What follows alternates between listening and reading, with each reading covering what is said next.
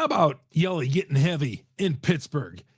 A couple of hours after dropping that podcast on what the Brewers should do about Yelich, and he comes back and helps set the tone for the night, and the Brewers win the opener in Pittsburgh. All that and more coming up next on this edition of Locked On Brewers.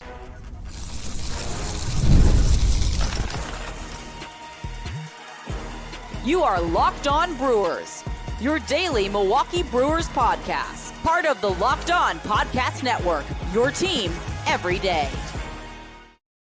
Oh, good old Christian Yelich came through, huh? After just a terrible night on Wednesday at AmFam Field. Went 0 for 5, dropped his batting average to 184 through 50 games.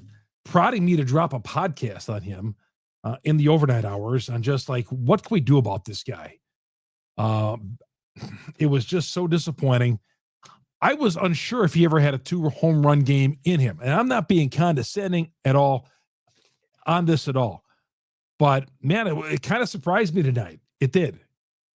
Chuck Freeman, Locked On Brewers. Good to have you along here. Longtime sportscaster here in the state of Wisconsin and proud host of Locked On Brewers. So Yelich hitting that 3-run bomb in the first inning. Okay. Then he comes back in the middle part of the game and hits a solo shot. 2 homers in one game. And I kind of put out there on Twitter, you're welcome, Brewers fans. Obviously, I'm just joking.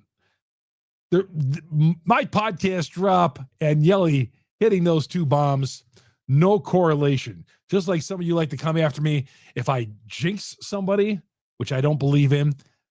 I had nothing to do with Yelich doing my podcast on what are we going to do with this guy and him coming back less than 24 hours later and getting heavy twice and setting the tone for the Brewers win.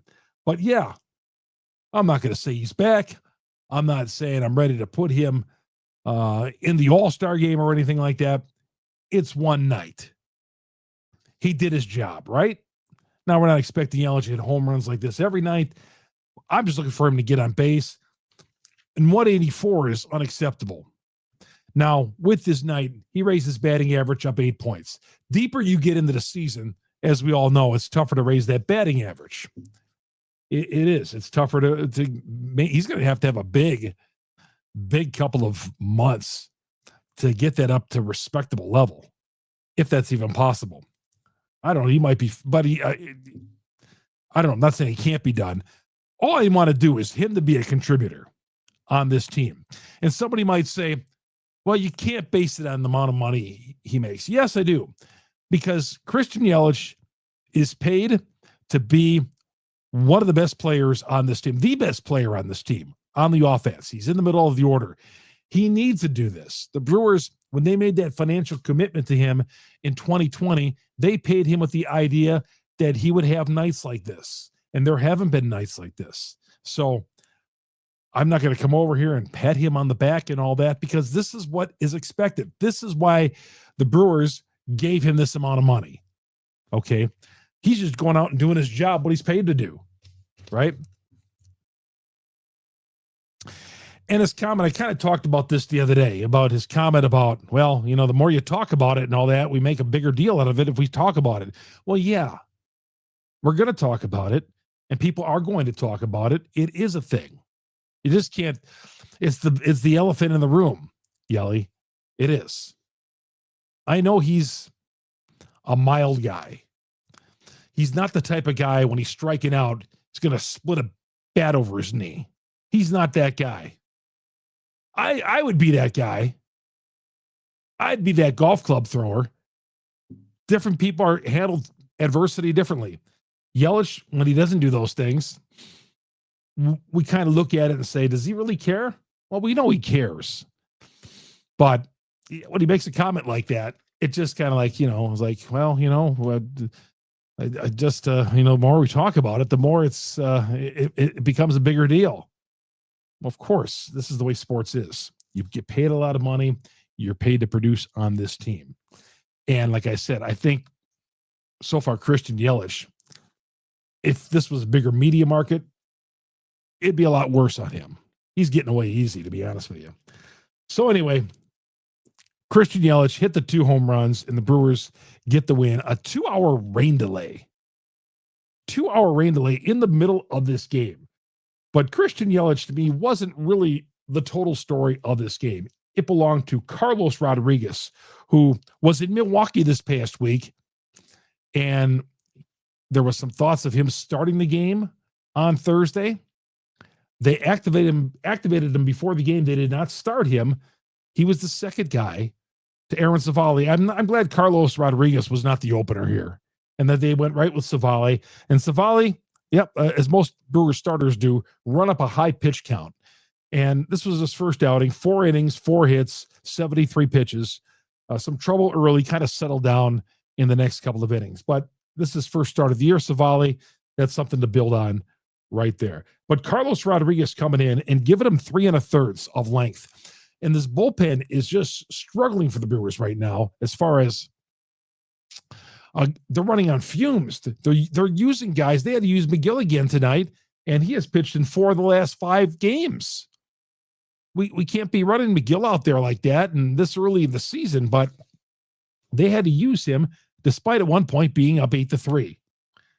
They had to use him in the 9th inning after the first 3 guys reached. They had to bring him in and shut the door and got the save, which means he's probably going to be unavailable tomorrow. He's pitched 4 of the last 5 games. I would say Uribe is probably going to close that game if they're fortunate to get in that situation against Paul Skeens. We'll talk more about the Skeens. But I regress. Carlos Rodriguez gave them 3 1/3 of much needed length in this one. Pitched an inning before the rain delay.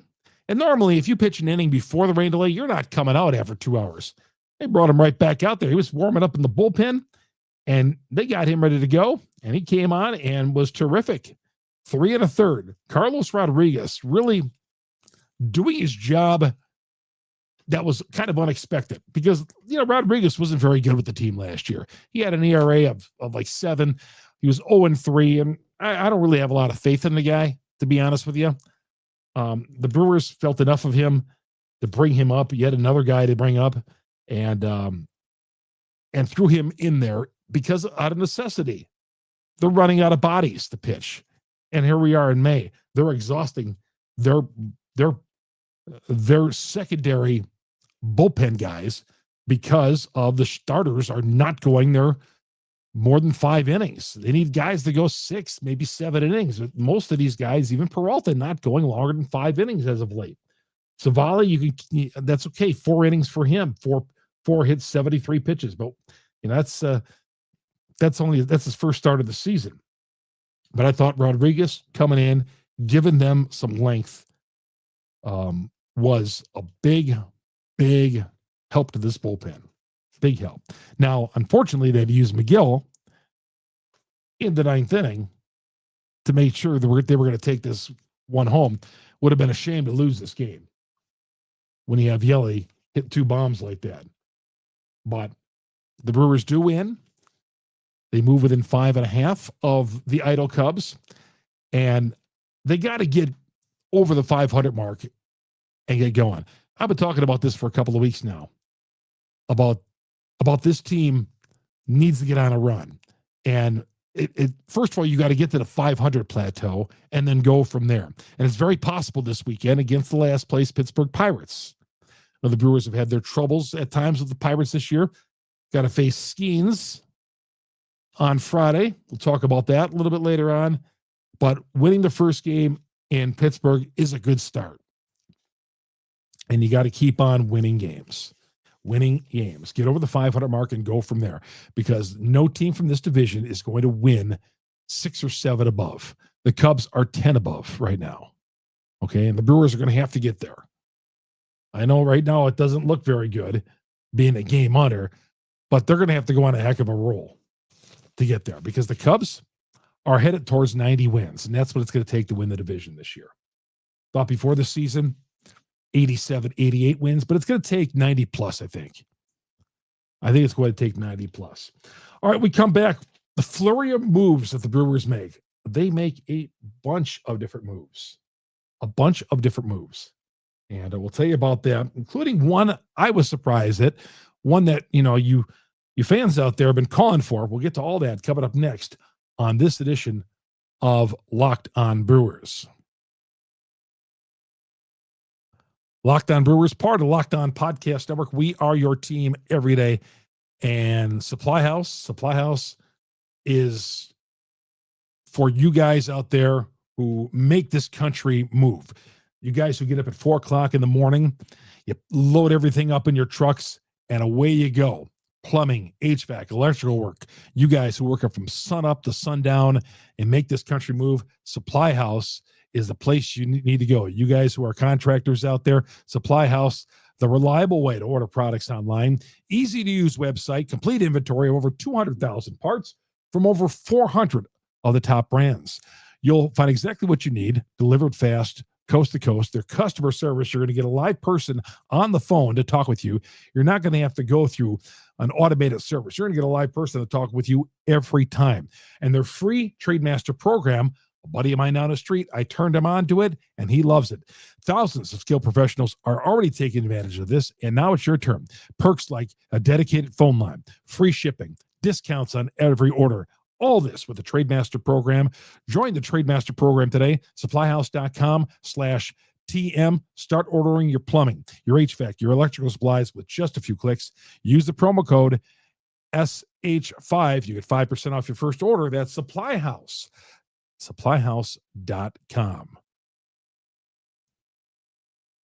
Chuck Freeman here on Locked On Brewers, part of the Locked On Podcast Network. We are your team every day. By the way, our podcast, you get it on Google, Spotify, Apple, wherever you download your audio podcast every day. We are there. Whatever platform, there's dozens of platforms out there. A couple of years ago, there was only a couple. Everybody's in the platform game right now, and there's a ton of them. Locked On Brewers is qualified for all of them. Please. And then hit the subscribe button on your audio platforms.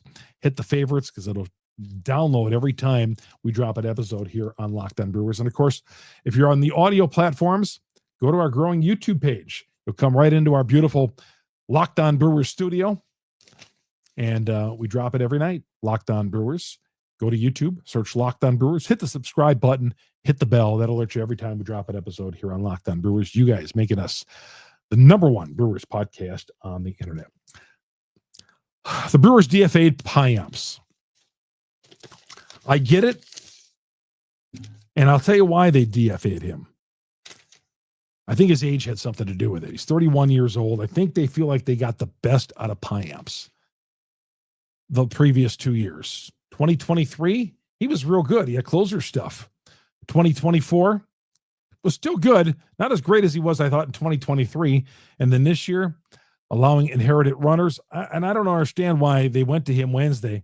Again, with Mears on the mound, and Wednesday's game, they went to Payamps. Payamps gave up the go-ahead base hit in the 8th inning.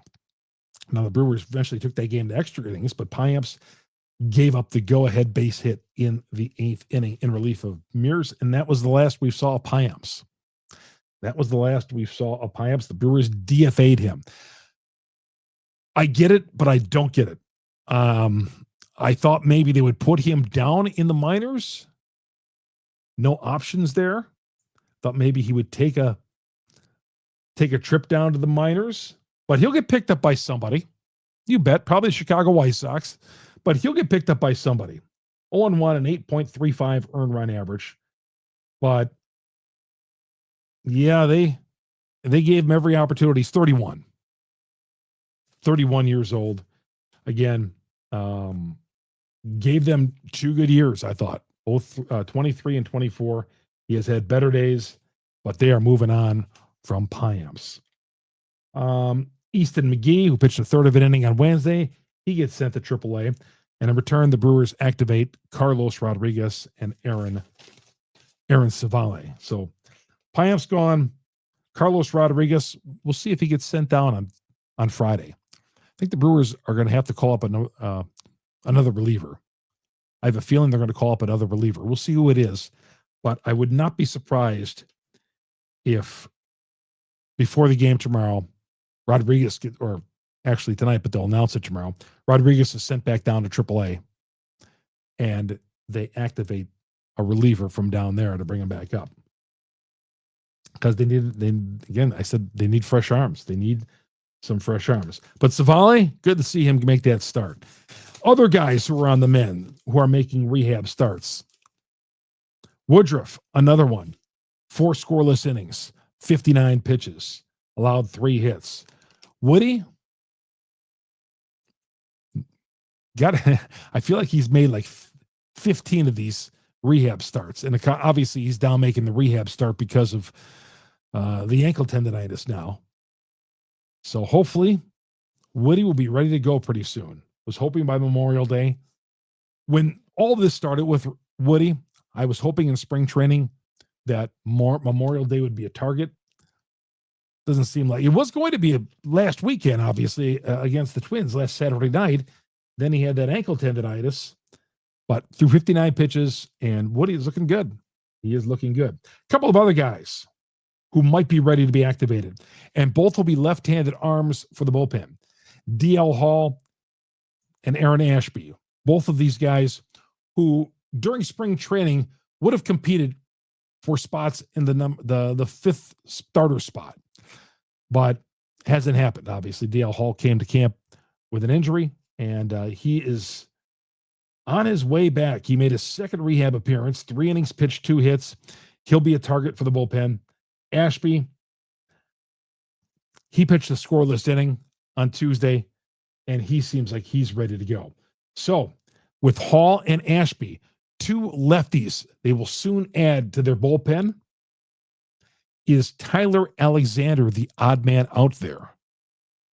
Alexander gave 4 runs in the 11th inning in Wednesday's game, 30 years old. Is he the next DFA candidate, Tyler Alexander? We will see, but somebody's going to have to go. DL Hall, Ashby, when they get activated, and they got something invested in Hall and Ashby as well, these guys are going to be on the roster. They're going to get an opportunity to come up here. I think Tyler Alexander is going to be the guy who will be DFA'd when that time comes. I want to throw this in real quick. My friend Steve the Homer True, sports talk show host in Milwaukee, longtime sports talk show host in Milwaukee, says the Brewers need to trade need to trade Jackson Chourio. And I know a lot of people are throwing darts at the Homer right now. But, yeah, I know what he's trying to do here.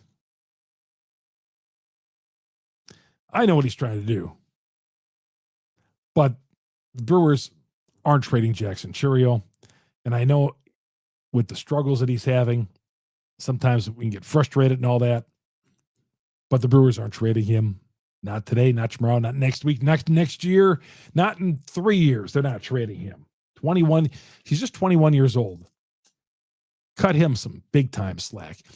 Even the other night to start the rally against in the bottom of the 9th inning, he came up with a 1-out single. All right. Even though his Chourio's batting average isn't there, he's still coming up and delivering in big moments, I think. All right. He has still been a productive member of this lineup. Yeah, he had his 0-for-24 streak, but Chourio has still delivered for this team. Hit one off the wall on Thursday night. Jackson Chourio, never not going to get traded. That is not even an option. When Homer said that, we all did the face palm. I love Homer, but I think Homer is looking for some clicks here. All right. I think that's what he's doing. Chourio is going to be great. He shows all the signs of being great. I've seen a comparison to him and Yount. We don't even need to do that comparison because Chourio and Yount, his power numbers didn't get going until 1982, until he was like 6 or 7 years into it. He came up in 74. And Yount came up when he was 18 years old. Game was different back then. But Chourio, him struggling hasn't wavered my opinion of him one single bit. Not one single bit. Yeah, he's playing center field when he's a corner outfielder, but I still think great things are ahead for Jackson Chourio. Great things are ahead. And yeah, the Brewers, given their financial state and all that, they're not trading him. Now, the Brewers have a budding star with Jackson Chourio. Okay. Plenty of control there. Well, they got him under contract. The Pirates have control with Paul Skeens, yet they are talking about, there's rumblings that they might be trading him, which I don't get. I don't get this one bit. And Major League Baseball should be embarrassed that the Pirates would even have to consider trading him. I'll get to that next. He is starting against the Brewers tomorrow night. We'll come right back. Chuck Freeman here on Locked On Brewers. Locked On Brewers, part of Locked On Podcast Network. We are your team every day. Good to have you along here early Friday morning. Was doing some, wanted to look up some numbers on Paul Skeens. Last time out against Philadelphia, 8 innings pitched and 3 hits. So you Google Paul Skeens, and all that comes up on Skeens on Thursday night is whether or not the Pirates are going to trade him. And this would be an absolute shame, and baseball should be embarrassed. In no other sport would you have to even consider trading your star player. A guy like this, who was the number 1 pick a few years ago, and arguably the best pitcher in baseball. That is an indictment on just how the financial shape, the poor shape baseball is in. When small market Pittsburgh's got to consider trading Paul Skeens because they can't afford to give him a long-term contract. Okay? God, how do we not figure this out? And what made it worse for me, because I empathize with Pittsburgh because they're another small market club just like the Brewers. Now the Brewers have had success. The Pirates have not had success in recent years, and we know that. When I saw Skeens connected to the LA Dodgers, then my blood really began to boil. Because, I don't want to see Skeens in the division, but I do also can empathize with other small markets. I don't like seeing them having to trade their star players. Because I know here in Milwaukee, if we had a Paul Skeens, in this case, we have Jackson Chourio. I don't want these national pundits, because this is what they love to do, trade our players. They got Skeens scenarios where Paul Skeens could end up with Los Angeles. Yeah, that's all the Dodgers need is a Paul Skeens who's got 5 or 6 controllable years. Trading Paul Skeens. Got it. If I was doing Locked On Pirates, steam would be coming through my head right now, my ears, if I would hear about trading Paul Skeens. Now the Brewers, that aside, the Brewers are sending Freddie Peralta to the hill. Would love to see Peralta pitch 6 or 7 innings. Is that possible? Freddie, I feel like, has got too many, and I love Freddie.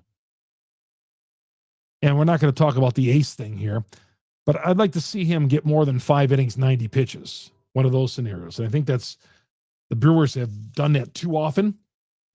And Peralta being the ace of the staff, okay, the top pitcher in this rotation, it's got to give him 6 or 7.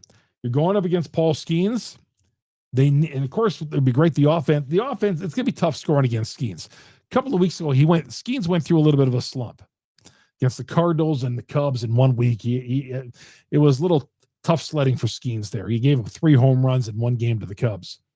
This was about 3 weeks ago, I want to say.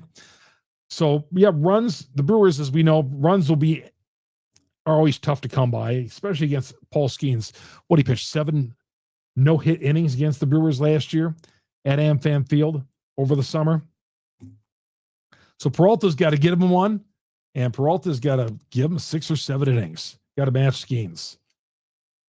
Because, that's what Skeens is likely got on his platter tomorrow night. 7 or 8 strong. And the Brewers hopefully can find a way to nickel and dime their way to runs against Skeens. Brewers try to play a little small. I don't want to laugh, but the Brewers had runners at first and second, nobody out, and in a span of a couple of seconds, that inning was over. A pop-up double play, Durbin leaving second base.